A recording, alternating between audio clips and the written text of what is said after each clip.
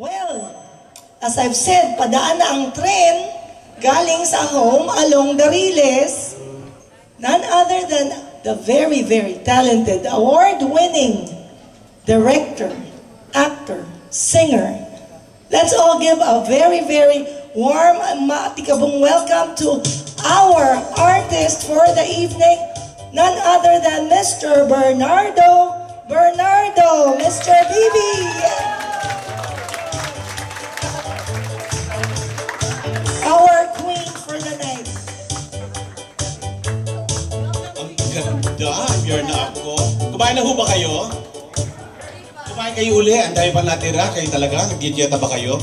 Salamat ho at ang lakas ng loob ninyong magbiyahe sa yelo. Yung iba na ho sa inyo, nag-skating lamang papunta rito. Salamat po. Nagtsatsaga. Lahat ho ba kayo nagbayad ng ticket nyo? Kaya nakita ko si Lisa, muntik na ako magpahula.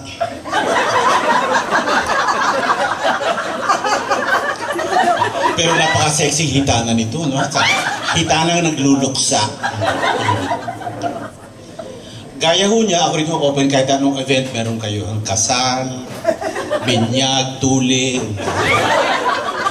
Baka ano, si President Cory sa malangit ng mga kaluluwa, inimbita yan ng hari ng, Saba. Saba, hindi ba? Saging na Saba. Nung tinuli yung anak niya, pero no kidding, it's a royal event. Can you imagine, nag-iimbita ng mga presidente ng iba-ibang bansa para panoorin yung, hindi naman siguro pinanood, nagkaroon lang ng piyesta. Pakiramdam ko, ako si Aladdin, may carpet.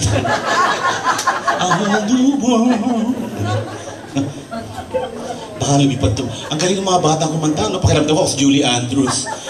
Mga bata, mga naon na. Maraming salamat po, nakaabot kayo sa show ko rin sa Houston. Una kong show, yung iba sa inyo, baka hindi na mahaba ang buhay, at least nagkaabot-abot tayo dahil ang mga fans ko between 40 and death, normally. Kaya sinasagsak ko na ang buong Amerika habang buhay pa sila para pagkakitaan naman yung mga poknat. Aba libre ho yung mga napapanood nila sa TFC, mga rerun ng mga ginagawa namin mga palabas sa ano pangalan nun? Nalulungkot ako pag naalala ko si Dolphy Mahal ko ho yun. Ako galit na galit, pinagpalit ako sa babaeng may scoliosis. Ako ho, nag-aapila sa inyong lahat. Si Chacha ho, ayokong tawagin siyang ilaw ng tahanan. Una sa lahat, alam natin kung sino may bumbilya. Mabagal ang IQ ng audience ngayon. Mahihirapan yata ako. Ayaw yung i-drawing ko sa inyo. Hindi nyo ba napanood yung Pinoy Matador? Alam nyo ba kung bakit umurong yung mga bull? Mahabang kwento yan. Yung Mr. HP, thank you for, akala ko kayo may-ari na Hewlett Packard, yun naman pala iba. Maraming salamat for inviting me. Talaga. Si Papa Pasha, pasensya. Inibita ko kung tikman ng mga surisong Kapampangan. Sabi ko, hindi na ho ako ngayon kumakain ng karne. Kaya walang dapat ikatakot ng mga bata, di ba? Tama ba Tagalog yan?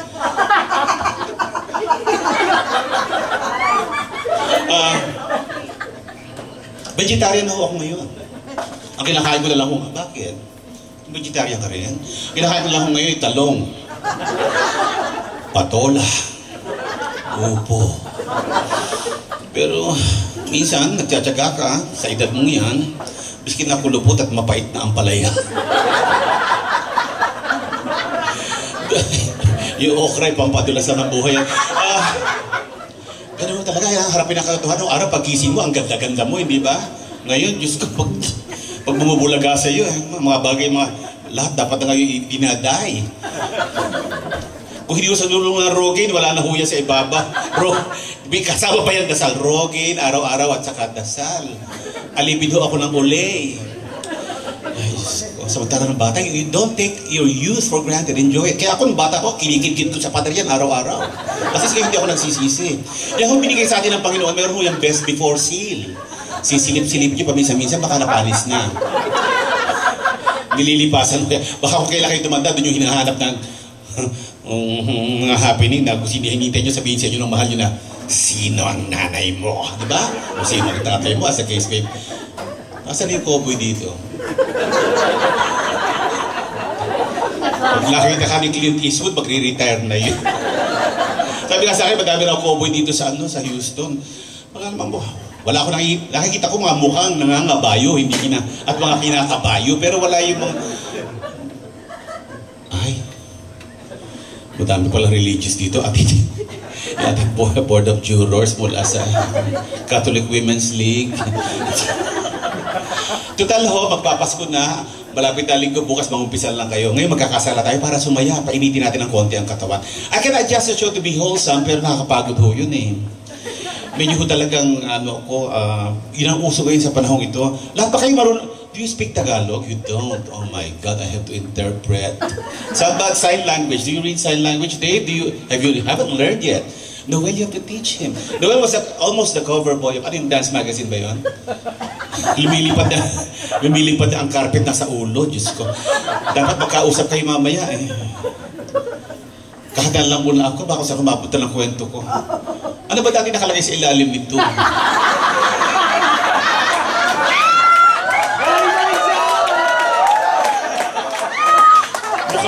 Mukhang pahuli ata akong pantakip. Nung araw sa Cultural Center ako nagpapalabas. Ngayon mukhang kasama ako sa menu.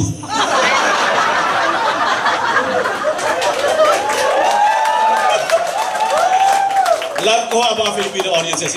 I've been in America for the last 7 years. I've been doing plays. I did 3 plays in the mainstream theater and got tremendous reviews, but you cannot live on doing plays. Wala akong pera. Sa edad ko ito, ayoko mamatay sa gutom. Sa Amerika, pati mga pusa, even the dogs and cats have insurance, ako kailangan lang nagkaroon ng insurance. Galit na galit ako mga parot, pinamamanahan ng bahay at lupa. Poklat na parot na yan. Lahat. Alam niyo ba sa Luneta ngayon, wala na mga kalapating, yung totoo kalapati, hindi yung kalapating mababalipad. Malaki yung akita noon hanggang ngayon. Yung mga kalapati, wala na kinain na lahat ng mga tao. Wala na kalapati sa Luneta, wala na.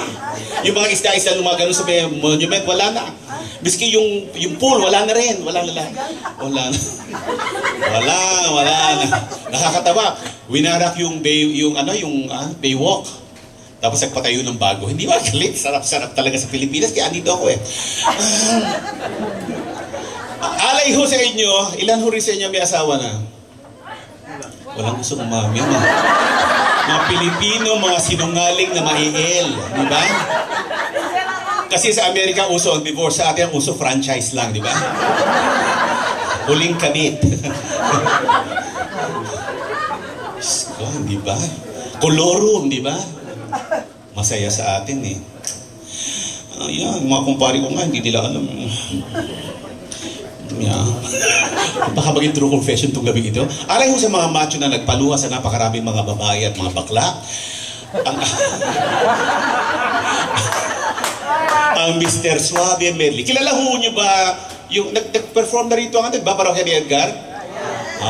Ito ay parokya ng ibang mga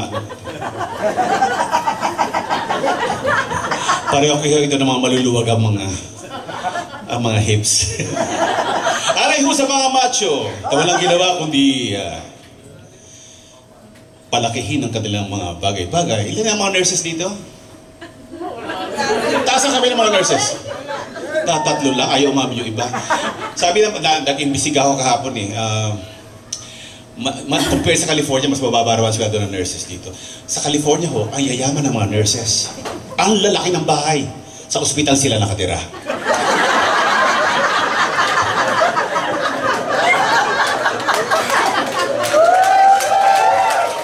At dahil Pilipino, sagsag sa pagtatrabaho, mahal ang asawa eh. 24 hours yung trabaho, nagbihi pa ng overtime. Noon talaga si Papa, nasa bahay, nagpapalaki ng kung ano-ano. Kasi papadala ng pera sa Pilipinas, balikbayan boxes, remittances, di ba? Sinusugal naman ng mga kamag-anak sa Pilipinas.